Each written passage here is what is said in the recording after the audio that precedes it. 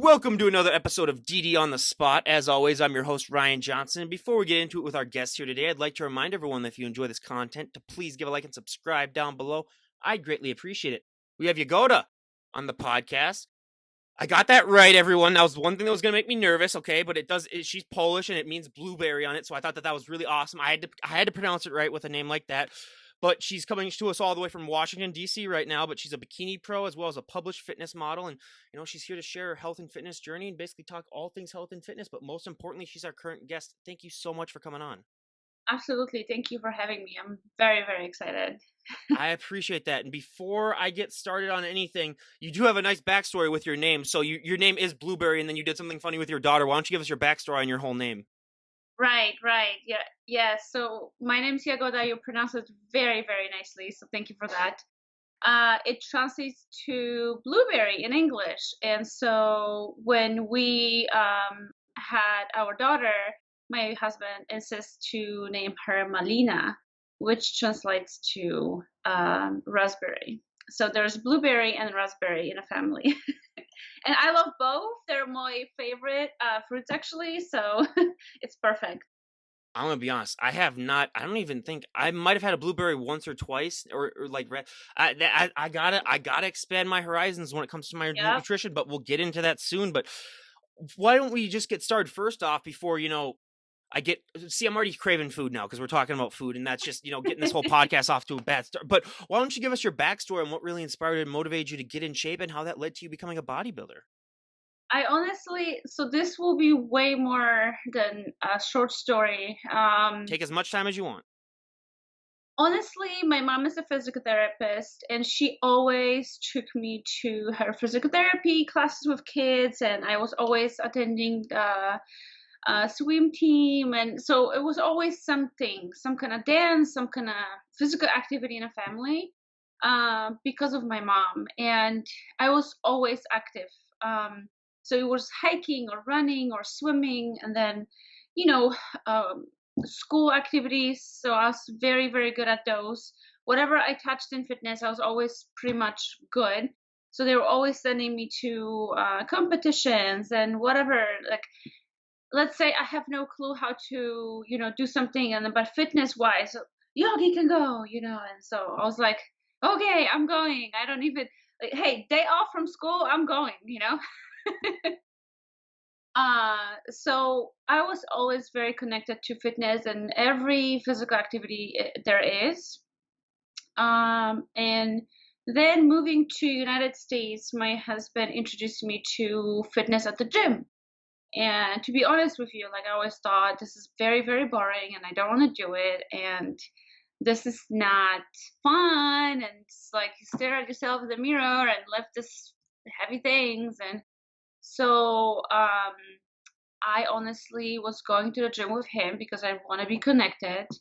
We were just freshly married. He refused to stay at home. But so I was like, well, what I'm going to do? And as we were talking before, like I was scared to, bulk up or, lift a heavy. And not even that. That was a little bit of issue, but not really too much of an issue. The more was everybody at the gym was huge, and everybody at the gym was like really, really like muscular, and there's not many women, and so I was very intimidated and not really feeling comfortable lifting like 10 pounds, because I'm like, who's lifting 10 pounds here? Nobody. And I have to start somewhere. So I really didn't want to do it. So I was literally on elliptical for 6 months straight, being as fast as I can, and then improving my time, improving my speed, improving my distance. And after that, I was like, well, I'm bored. What do I do now? So I started doing core exercises, and I developed my core. I remember the picture of my core 6 months or 5 months after I started it, and I'm like, oh my god, I have six pack, like I have abs, Oh my god, like I'm loving it. And short after that, I started slowly picking up this 10 dumbbells, and then doing some kind of workout with my husband, and that's how it started. That's how I um, fell in love in a gym, with the gym, and since then, that was like about 8, 7.5, 8 years ago. Um, give or take 7.5, 7 something. I started, and right now I manage a gym and I love it. This is my second home, and nothing scares me. And the more I can lift, the better. And I love it. Absolutely. And I mean, you mentioned before that, you had that belief that, I mean, unfortunately, a lot of women still do have that, if you pick up one weight, you're just going to, hulk out. But what advice do you have to women now who might come up to you and ask that? Because you had to have the personal experience of, learning that that is so untrue. Right, right. Just do it. Just don't be afraid and do it. I mean, we naturally as women don't have as much testosterone as guys, so like it's not possible physically in a nature to be bigger. Like I really do you think I'm big? Like I'm normal person, right? Like I don't have any steroids and I don't have anything extra. I barely do supplements to be honest with you, which I probably should take some. But I just think don't really stay with that old stigma that you're gonna be big and you are a bulk up. No, if you do want to, sure, it's possible, but then you would need to have a little bit more help, right? So if you're watching shows, you can see that the first bikini competitors, they are very natural. Now, if you go a little bit higher in physique or whatever bodybuilding, then well, they can speak for themselves, but Oh, we've done many podcasts on that too, and there a lot of them are very open about it. So yeah, and I totally agree with you on that. And was there a certain moment in your journey when you decided that you wanted to become a bodybuilder, or was it just an accumulation of a ton of moments where you're just like, oh, I just want to give this sport a try? no, actually, this is actually a good question. Thank you. This was totally a social time for me. It started as a social time because I really want to hang out with my husband. And what is the better thing than just do what he loves and just hang out with him? And literally, that was a gossip time for me. I will be honest with you. After a year of exercising, or maybe little less, I had no idea what the chest press is, or what's the overhead press, or if you would ask me to do a back exercise, I would not know. Like I had to have written down everything, and because I didn't pay attention. I give totally ownership to my husband, and I follow him, and I really didn't care what we do. He always laughed at me like, "You're not focused. Like you're always looking at the people around you," and I'm like, "Okay, so why not?" And I'm just like bicep curling. I'm doing something easy, not really paying attention to what I'm doing. And that's how it started. It was just a social event for me for many years. Um, and until now, like I just love it because I love it, and it turned to a passion of mine and actually a form of exercising that I really like. But it started as a social, very much, a few hours of gossiping with my husband, and lifting and having fun, and I really didn't think what I was doing, to be honest, until I changed a lot, and it's a history from now. So, did you have any concerns about getting into bodybuilding? Because I think the general public has so many myths that they believe in the sport that I really think that that's what keeps a lot of people away from even giving it a shot. So, was there anything that you were concerned about before you got started, or was it one of those things where you're just like, "Hey, I just want to get started in this and see where it takes me"? I had no concerns. I had no concerns. I was just following, like I said, my husband. I didn't think about it. I didn't do it purposely. If he would do different sport, I would do different sport. I didn't really choose it to have any outcomes like body image. I never really focused on that because I was always fit. Right at some point, it was always it wasn't I wasn't perfect, but I was always good for like a public view or whatever you call it. So no, I didn't have any concerns. And like I said, I grew up with any type of physical activity, so I would go to any sport without concerns. As long as I have fun, I do it. Yeah, absolutely. Well, that was sort of the same thing with me too, as well. But I also love to talk genetics on this podcast because let's face it, everyone's on social media, and I hear this all the time. Oh my God, I want his arms, I want her abs, I want their back. And it's like, first of all, you can only be the best version of yourself. I don't know how many times I have to shake those people down and just be like, just focus on yourself. You no matter what you do, you're not going to look exactly like that person. But going off that, I mean, whenever someone first gets started working out, they always have that one body part that really, really takes off, that they don't have to train as much.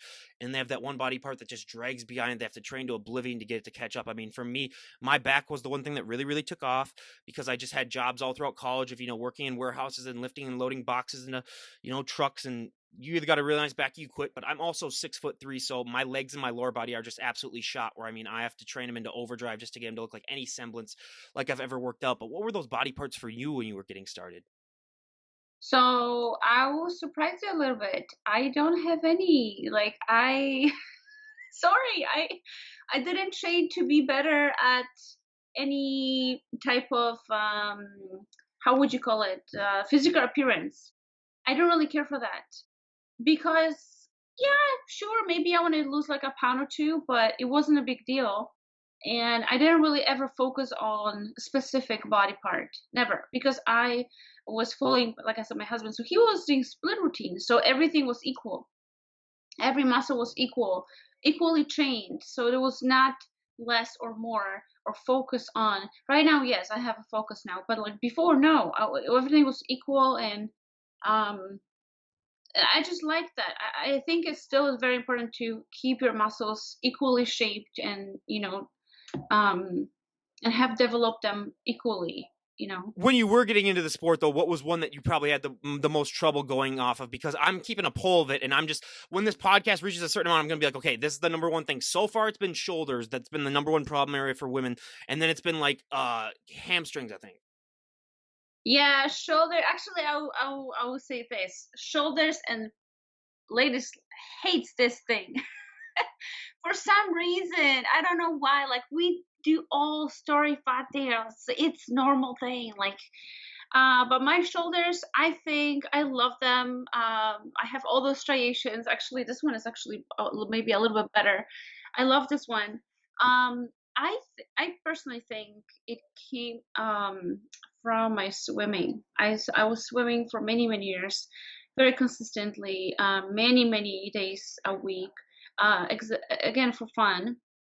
Sure, I competed, but it wasn't like anything to win, or like I was winning, yes, but uh like I said, it wasn't like Olympia thing that I will be somewhere like Michael Phelps. I wasn't really even thinking about it, but um so yeah, arms definitely. All the ladies are, I want your arms, and I keep getting the compliments. I'm like, well, um what I can say is you probably want to train them more, right? Like I train my arms. It's a separate day for me. I have 7 exercises for that. It's a separate day that I do all only shoulder exercises. So you probably want to train them a little bit more. It's just once a week and one exercise or two exercises. If you combine it with chest, I will say that. And then hamstring. I never heard that people wants to have better hamstring, but I'll agree that mine we're weaker. I'm quad dominant. So if I do any kind of movements, quads are taking over. So right now, this is actually my focus. Yeah, I mean, don't even get me started on calves too. That's the number one pet peeve for Oh, me, especially. That's the most genetic thing ever. I don't care what anyone says. You're either born with them or you're born without them. Do not even. Yeah.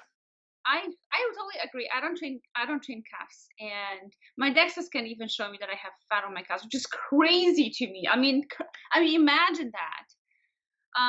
But yeah, I think this is genetic. My calves are genetic. My dad's calves crazy big. So this is the one part of my body that I think I don't train it with genetic. Well, yeah. So I mean, you always see that person that walks in with nice calves, and you're like, "There's no way that they've ever worked that out a day in their life." But I mean, nutrition is such an important part of this sport, and so many people, when they're getting started in it, don't realize that. I mean, it's the vast majority of the results that you're going to see. I mean, the statement "abs are made in the kitchen" couldn't be more true. But what were some of the bigger nutritional changes that you made when you really started to take things seriously in bodybuilding?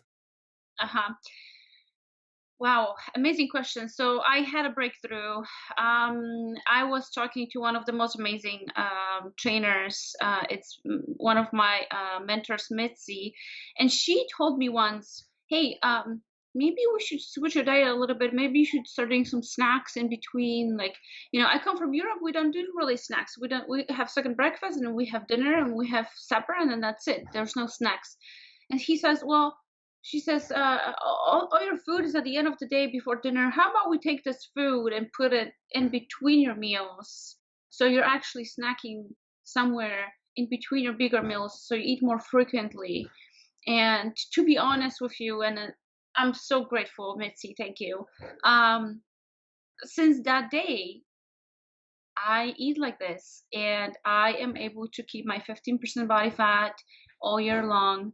Um, and it's comfortable for me. It's amazing to me, and I really don't have to do as much physical activity if I don't have to, or if I love it, so I still do it. But um, I would think proper nutrition, like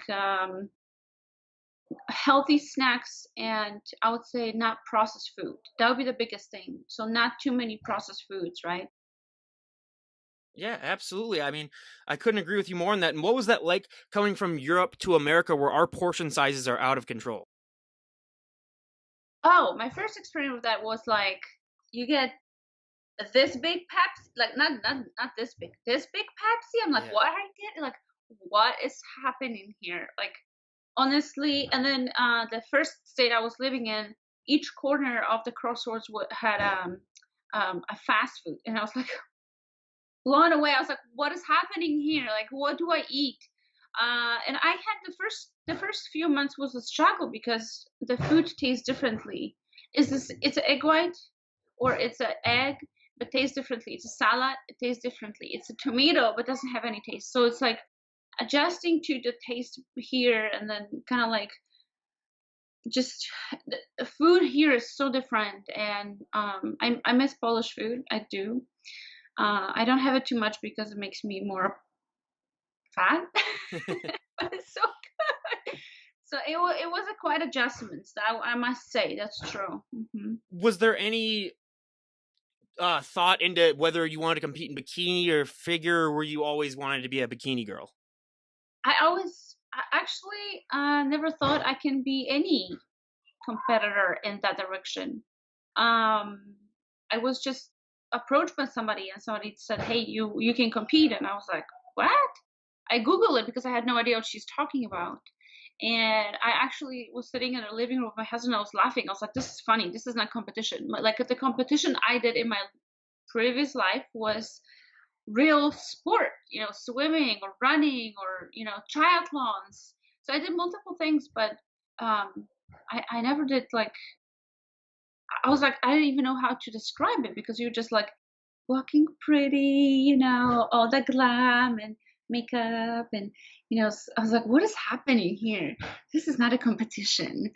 And I think that was the moment when I was just a random person in the restaurant. She approached me and she said it. And I think that she put like that seed, like she planted a seed, And a year later, I met amazing, amazing, amazing guy, Jim Smith, who um, he actually leads Team Waya in California. And he introduced me to bikini. He said, "You you can compete in 10 days in LA." And I'm like, okay, what is that? And I have I have no shoes. I have no suit. I had no knowledge, zero, zero, zero. And that's how it started. That's how it started. He pointed out that I can do it, and I believed in him, and I believed that I can do it, and I did it. And from there, it was just a journey. It was just fun and adventure. That's great. And I mean, the number one thing that shocked me the most when I was starting this podcast that I would have never guessed in a million years, but I mean, I praise it now, is that for so many of these guests, people do not understand that posing is the hardest thing for them. It's harder than your nutrition. It's harder than your working out. I mean, I compare it now to being a perfect driver, where you can be a great driver. You can never be a perfect driver. You can be a great poser. You can never be a perfect poser. It's always ever evolving. What has your experience with posing been like? hmm You know what? As I go, I learn how much posing is important. I did 9 shows right now, and for me, it was always fun and playing around and, posing a little bit. Yes, I did pose for an hour a day before my shows, but now I'm going to another level, and I start understanding how important are the little changes. How important is that presence? Yes, you want to be confident. Yes, you want to know your three the most important poses, right? But it needs to be more. It needs to be you. It needs to be your confidence going through that sassiness and that smile. And I think um, everything is in your head. I think it's everything for the posing. Like you need to nail it, yes, by walking, but you also, I think, you have to understand that I am here to win. I am walking as a queen. I am here to show who I am. And you need to be able to show this. Because if you're stomping and like not, you don't really know what you're doing and you're nervous, you will not show your best self, even though if you train for ages. So I learned that you want to be confident and you want to feel sexy and you want to feel that energy inside you that tells you yes, yes, go, you can do it, and you want to be flawless. And so, but then is another thing. You actually have to nail the poses, and this is another thing that I have to learn. I have 7 weeks, so I have to learn because I keep watching, Olympians, and I keep watching the girls winning. There are so many shows right now. Um, how they look so similar. They're so beautiful, and I don't understand how judges have such a good eye and so quickly, looking at it. But like that posing is one thing that will get you further. So you are right. Absolutely. Posing is probably, as they say, 25, if not more percent of your success, right? Maybe even 50 because it's a whole presence. You want to have symmetry, so you work for it. Then the presence is another thing. So I think, yeah, it's very, very important. Yeah, I mean, you could be the most in shape person on the planet. If you don't know how to pose, good luck. Good Right. luck during those shows. Absolutely. But one thing that also is fascinating to me about posing is that I mean, most of these times when you're doing your posing sessions, you get more sore than your actual workout. So, what was that like? Sort of getting used to that because if you're to take an average person and get them to pose on the stage, they'd last about 5 seconds because the body's just not meant to be in that flexed of a state for that long a period of time. Yeah. Oh my goodness. So, funny story. I was posing. Last year. I was doing my Fitness Universe competition in Nevada, Las Vegas, and I was practicing for that a lot. And so I remember I was practicing so much that going to that competition, I was already so sore. My back was so sore, and then in the day after, I had a photo shoot all day. So I came home and I'll be honest with you guys, like I was sore for like a week and I couldn't get it out. And I have like Theragun, so I have those to help me out, relax a little bit. But oh yeah, it's yeah, if you feel pain, that's a good thing. That's a good thing. If you feel pain, if you're sore, that means you're getting there. You understand what's going on. So As long as you know the difference between pain and injury, that's the only thing that I'll say because right. some people don't know that, and the next thing you know, they pop something, and they're just like, "Oh yeah, maybe I shouldn't have gone as hard as I did." But when you finally walk on that stage, what is that feeling like for you? Because I mean, you have just worked months upon months on a prep, and just being able to show off that final package that you've worked your butt off on. What is that moment like for you when you get to walk up on that stage? Uh I take a deep breath and try to have fun. Literally. I think there was a one show that was very, very nervous, and that ended up really bad for me. That was my worst show. That was my third show. Worst show, I was number 6, which I have never been. I never not placed that far, which is actually pretty good. But I was very, very nervous, and I was shaking. I remember that. But so I took that lesson very hard, and I said, well, why do I do it? Like I do it for fun. So why would I stress about it? Like let's flip the hair and let's go. Like what else is there? Like I already did my job. Let's have fun right now. So Absolutely. And what was that moment like for you when they announced your name and you realized, oh my God, I'm a pro now? Because for so many people out there, they just don't understand that for a lot of these bodybuilders, winning your pro card is the highlight of your career just because that's the affirmation of all the hard work that you've put into it. But what was that moment like when they announced your name and you realized, oh my God, I'm a pro now? I imagined this moment. I'll be honest, I imagined this moment in my head for months. That was something that I was working like all last year. I was focusing on that. I said I want to win. Actually, no, no, no, no. Let's go back. Sorry, sorry, sorry. This is the last year I win with the pros. So that was, but the year before when I became a pro, Oh my god, that was completely unexpected. That was completely unexpected. I did 3 shows that year. That was right after I had my daughter, and I was just having fun, you know? So I won the first show, and I'm like, "Oh, okay, I can do another one." And I did another show in Vegas, and I got my pro card.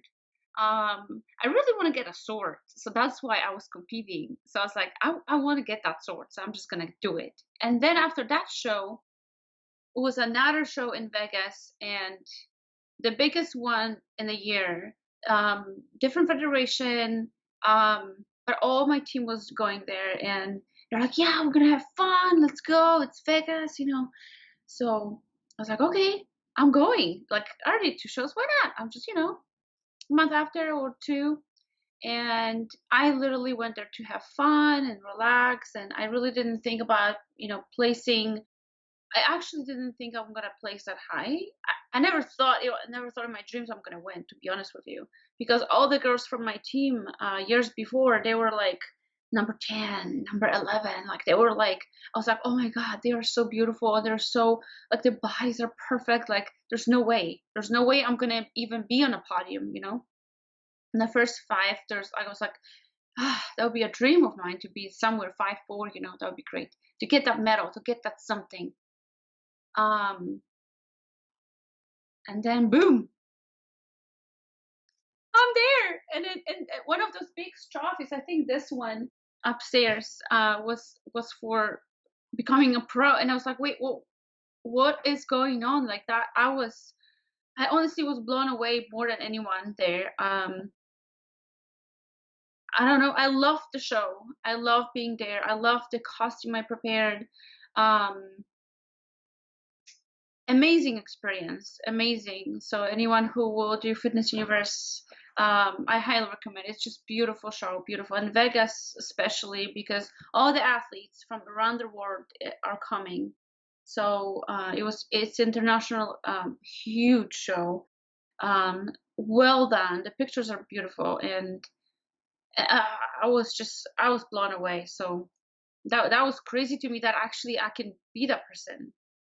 That is, So yeah, that is I just. didn't plan it. It just happened. Oh, absolutely, and that is just such a great story. And you mentioned, yeah, that you got your pro card after you had your daughter. What was your fitness journey like through pregnancy? Because that's one thing that I think a lot of women, especially, struggle with during pregnancy. Is you are going to have to put on weight, and then you're gonna, you have to work a little bit harder to lose it. But what was your overall experience like through that? And because I mean, let's be honest, most new mothers don't go and compete and win their pro cards after they have babies. Okay.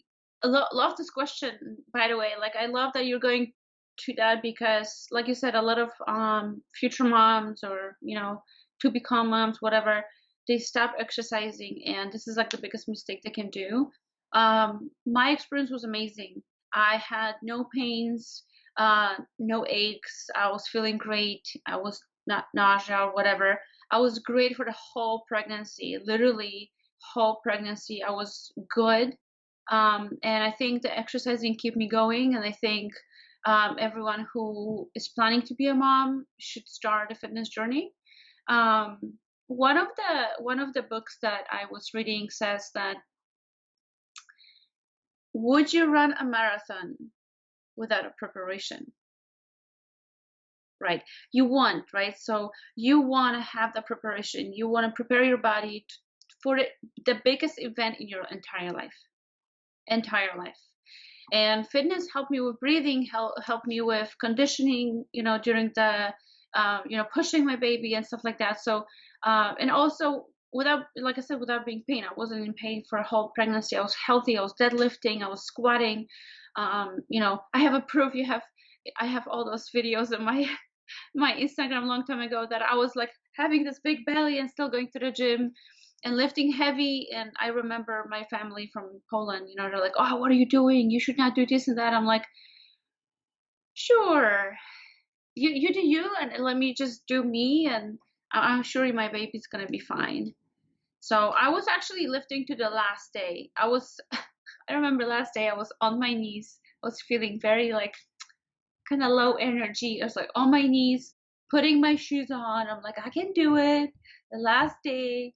And so my husband's like, well, how about I'm just gonna take you for a walk. So we took a walk, and that was that. That was my last day. Wow, yeah. That is awesome. And I mean, another thing, especially in this journey that most people don't understand is that, this is so much more of a mental sport than it is a physical sport where, I mean, you can, let's be honest, you can convince your body to do things that, normally you wouldn't be able to do. But mentally, I mean, waking up every day and doing these, workouts and just this lifestyle, it's very taxing on the mind. So what has this journey been like for you mentally? Because it's one thing that's never talked about, and it's so much more impactful than the physical, journey that you go through. Right. I think mental is, like you said, the most important thing. Um, I think for me, this is just a lifestyle, and I don't see myself not working out. And for a lot of people, they have different interests, right? So they like, I don't know, doing whatever they like to do. For me, like, I can't imagine not doing it, and it gives me many outlets, from stress relief to just in general endorphins to just not being so tired maybe.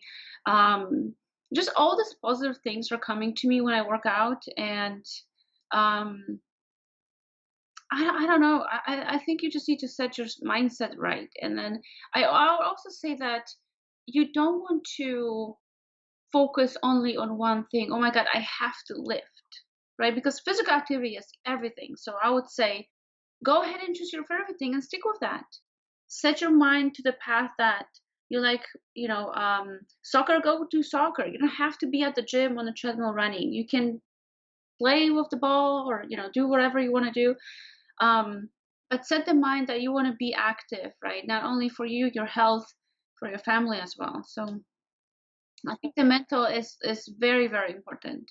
Oh my, yeah, it is just, yeah, it is so important to so many things. But I mean, also in this journey, it's just, I mean, I just love talking about it just because so many people just do not understand the things that go through it. But another myth that most people, don't understand unless you're a competitor is that so many people, they just see these shows. So they think, oh, these people must be in shape, 24/7. They must be like that show lean, but they don't understand that that's only a day thing. I mean, you're not going to look like that 24/7. And what was that like for you when you first realized that, like, hey, all this, hard work that I put into this look, it's not going to be sustainable. I am going to have to put on weight. And has that gotten easier for you to accept that as your career's gone on? Wow, you're nailing those questions. I hope I'm gonna nail the answer. So I'm gonna spend a little bit of time here. It's going to be very mental, and 9 shows taught me so much. And I remember the first few shows, because they were back to back, literally after like 2 weeks after each other. So um, I don't know, didn't know what I was doing. So but anyway, after I gained 10 pounds like that, like right away, and I was thinking, whoa, that's a lot.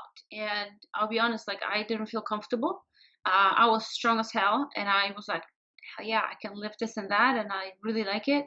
But I don't like the look, because my friends at the time, they were not lifting, they were not bodybuilders, they were not associated with the gym or any physical activity. So my arm was big, and my friend's arm was like this. And when we were shopping, let's say for a dress or whatever, like, I didn't like my look. I didn't like how my body's just forming. And this body image is like, I was like, I'm really unhappy, and I had to, and I that was very hard year.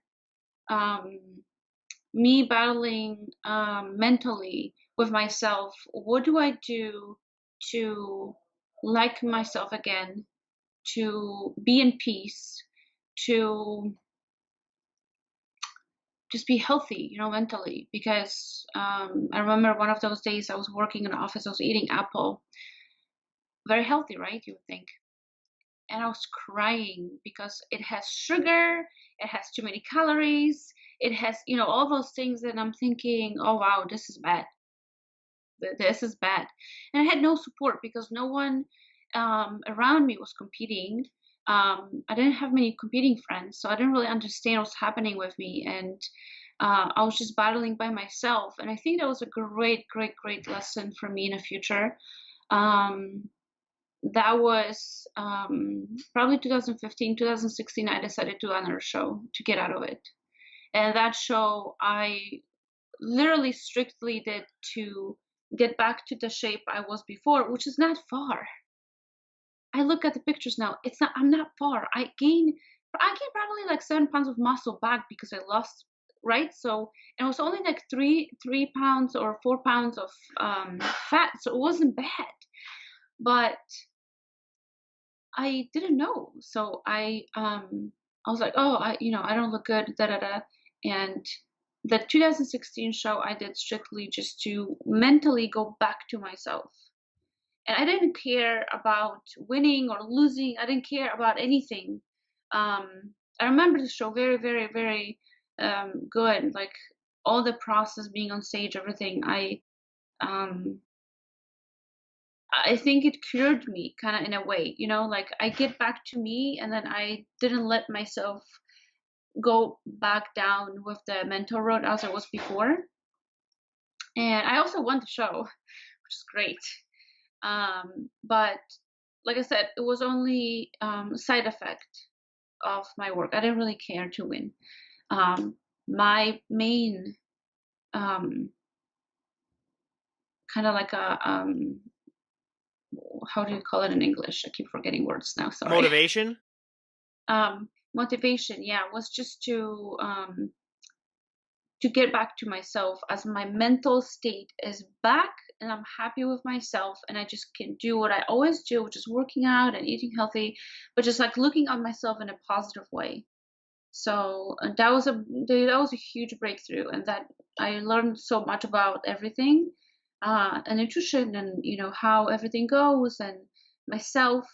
Um, so even though it was tough, but I'm grateful for that because it teach you a lot, you know.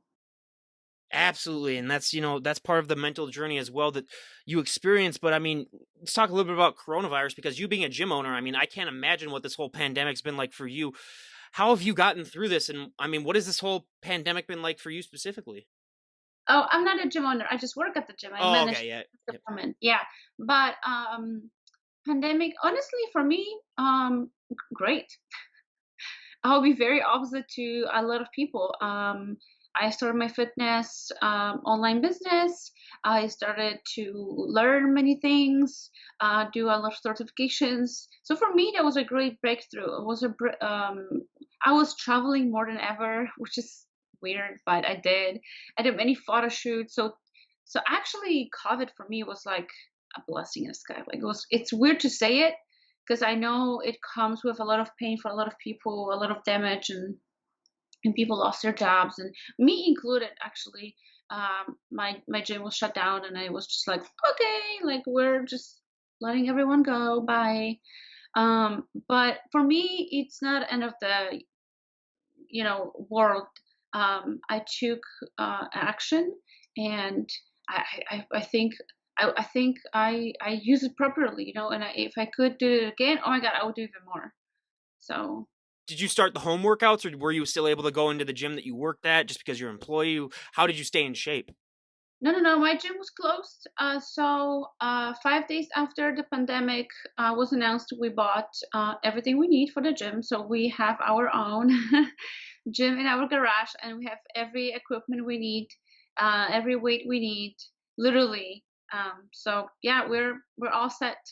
It's beautiful downstairs. So That is awesome. We've heard a lot of people have done the same. And I mean, you mentioned getting in shape before, and the number one thing that I hate more than anything else, it's the bane of my existence, is cardio. I just hate it so much. It's my trigger word where anytime someone mentions it, I'm just like, oh God. And let me clear up, when I say cardio, I mean like actual running. Like I can walk for forever and it doesn't matter. Like I could walk a marathon right now if I wanted to, and I'd have really sore feet, but I could do it. But what is your relationship like with cardio? Because unfortunately, the moment that you become a bodybuilder, you sort of sign a deal with the devil where you have to do cardio. right, I love cardio. I'm sorry. I grew up with cardio, right? My swim team. So you swim, you're doing cardio. I run track, long distance. So you do cardio, right? All the sports. We're not as developed, I think, in Europe with sports like here. You have rugby or football, whatever else. So those type of things. And I come with small towns, so we didn't really have too many outside of school activities. So I was just in the swim team. So cardio, I grew up with cardio. I love cardio. I'm not maybe like the fastest person ever, and I'll probably die in a mile six, but you know what? I would still do it and do our cardio right now, and I love it. I don't know. I don't have issues with that. No, and that's hey, and more power to you because it has so many benefits to you that I mean, if you don't have any issues with it, that is so much better for you. Trust me. And then, I mean, the number one thing that's the most important thing in this lifestyle, I don't care what anyone says, is sleep. And if anyone disagrees with me on that, I just say, tell them pull an all nighter, then go and work out, and then tell me how that goes. I mean, I'm gonna be honest. I got about 30 minutes of sleep last night. It was just one of those nights where I couldn't sleep, so I'm all baked. I didn't even know if I could do this podcast because I was like, "Oh, I'm gonna be stumbling on words." But hey, I took a 5 hour energy, so I'm good to go now for a couple more hours at least. But what is your current sleep schedule looking like, or what's the amount that you try to get? Because I mean, I've had some people on this podcast where they're one of those freaks that they can function off of like 3 to 4 hours of sleep a night, and then I have the other people where they need like 10 hours, and then you have the average people where it's like 7 to 8. But where do you fall on that? And is there anything that you like to do to try to get that amount of sleep? Because I find in this day and age, so many people struggle with that. Absolutely. I am trying to get about 7.5 hours of sleep. I noticed that with my current job, which is very, very long hours, if I don't get enough sleep, my whole day is dragging. Because I see clients every day and every hour that I'm working, I have to have energy and I have to have energy for my own workout. And I have to have energy when I go home and do my other set of cardio. So for me, 7.5 hours is my minimum. Seven sometimes. Um, Sunday to Monday, sometimes it's hard because I need to get ready. I need to get up earlier on Mondays. And so sometimes if I get six, which will probably tomorrow, I will be regretting for a whole week. I can feel it. So 7.5 is my happy medium, and I know some people can have less or need more. So I think everybody needs to find their happy medium. Absolutely. And it's all just trial and error with so many things like in this podcast. So yeah, I mean just once you find that, try to hang on to it. And yeah, just sleep is just so undervalued, and I cannot preach it enough. But a training technique that I like to talk about because it was something that I was familiar with in high school and I used it a little bit when I was working out is time under tension. And that's one thing that I found now really differentiates a lot of people in the gym. Do you like to use a lot of time under tension in your training? I do it right now. I never did before. Well, actually, no. Let's back this up. I actually now do it more consciously. Before, I always did it because I like going slow and I like to engage the muscle, and I never really realized that I actually am doing it. Now it's more intentional and more, uh, okay, I'm doing it like very, very slow. Let's count and let's just, be slow. But I used to be very unconscious about it. So I think it's great, and I think a lot of people right now are actually doing it right before stepping on a stage. Um, so I'm still learning because I'm coaching myself. I'm still doing what I do, but I see that this is the way to go as well. So yeah, I include some workouts like that. Well, I mean, being that you coach yourself, and I think you might be actually one of the first people that we have on that coaches yourself, and you won your pro card with it. Because most people don't even they last like one show, and then they're like, okay, yeah, I did horrible because I didn't have anyone to help coach me. But what's one thing that you think benefits you from being your own coach, and then what's one thing that you think you struggle with being your own coach? Overthinking, that's the struggle. I overthink a lot of things and I get like very paranoid. Like last week, my scale was not moving, so I wasn't sure what's going on, and I had to do measurements to see. Actually, measurements came up great. So overthinking, that's one thing. And benefit, I know me, and I am very type A person, and I like to do things my own way.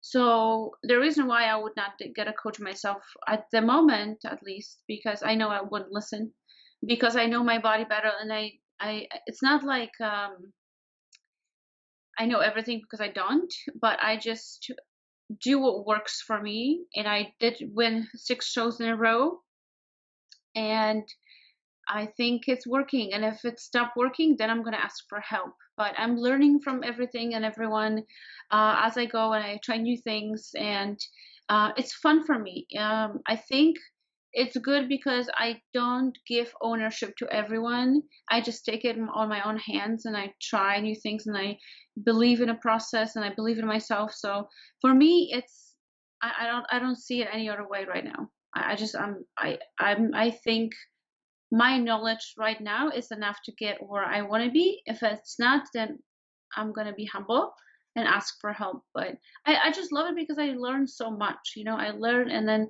if somebody would tell you right away what to do, would you remember?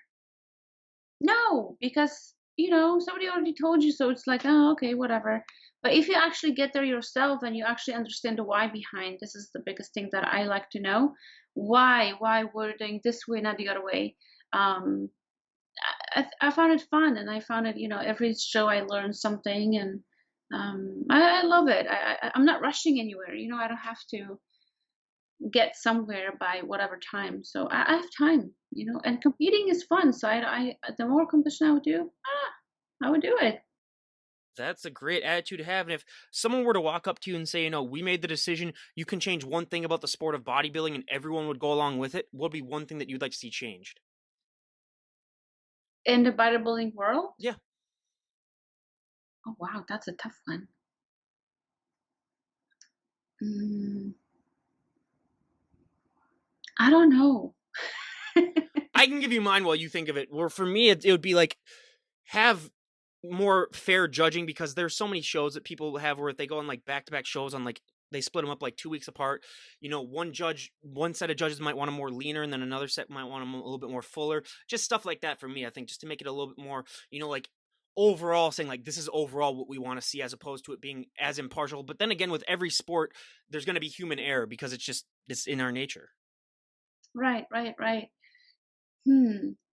Yeah, you're very right. There's the standards of each show are very different.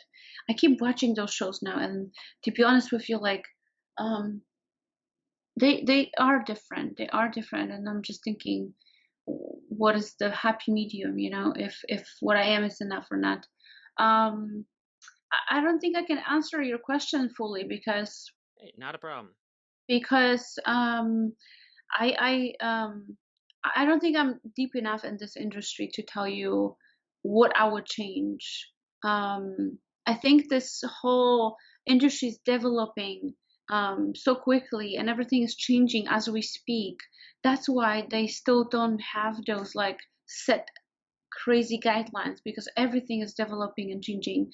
Um, so I can't really answer. I don't know. I'll think about it though. That is no problem at all because yeah, trust me, we've had and I love that answer too because we've had guests that have done like one or two shows and then they give like a 10-minute diatribe about what they would change and you've had way more experience and I mean, hey, I respect so much more the people that admit like, hey, I don't know, like I don't know what I'd say. So if only like we had people in politics or something like that, or everyone would just be able to admit that and say, oh, I don't have an answer. So yeah, that's hey, that's one of the best answers I've actually heard. But if we were to talk to a year from today, where would you like to be at in your bodybuilding? Where would you like to just be at in your overall life? What are some goals that you'd like to have achieved if we were to talk to a year from today? I would like to be qualified for Olympia. Yeah. Hey, that is definitely a great goal to have. And before we wrap things up here, is there anyone that you'd like to give a shout out to? I think shout out for my lovely coach Smitty from California and the team Wyatt that everything started with them. And I think the biggest shout out also deserves my husband and my daughter who always I thought I'm not gonna be emotional this time. Um, their support is just like on daily basis, like I can do what I have to do. I have to do my cardio, I have to do my meal prep. And they're always supporting me with everything, right? Like they go to the shows with me if it's possible or just supporting me to go. And I think every girl's supposed to have, or it would be lovely that she would have a husband like that who supports her no matter what, and chasing the crazy dreams and spending crazy money because it's not really cheap. I think um, they deserve the biggest shout out, but also I'm thinking a big shout out goes to my mom because she always supported me and always pushed me that I can do it and showed me like, yeah, it's just go, like why not. And she was sitting in every single competition I did, even when I was like old, like I was 26 and I was competing, and she's like, "Yeah, I'm there for you." So I think that encouragement and that that you believe in yourself um, just goes with you, you know. And I want to make sure that I give it to my daughter as well. But I think family is the biggest support, and I think without family, it will be much harder. So for that, I want to say thank you. I couldn't have said it better myself. Where yeah, we've heard stories on here where if they don't have the support of the family. I mean, this sport is 100 times harder than it needs to be. So that support is just so amazing. Is there anything else that you'd like to say before we wrap it up? I just want to say thank you for having me. I really really enjoyed it. So, and I love your questions. So, um, Yeah. I really thank you for that. I really love being here with you. Absolutely. And believe me, I appreciate that. That's my number one goal is, make it as nice as possible for the guests. And yeah, everyone go and check her out. I'll leave a link down below to her Instagram page. Now, buyer beware, you will get inspired to get off that couch and stop eating those Twinkies and, get in shape. But again, we cannot thank you enough for coming on the podcast, and we wish you nothing but the best. And I look forward to having you on a year from now to talk about how you Yes, qualified for Olympia. And again, yeah, thank you so much for coming on. I really appreciate it. awesome. Thank you for your time. I appreciate it. Absolutely. And this is Ryan Johnson, DD on the spot, signing off. Have a great day, everyone.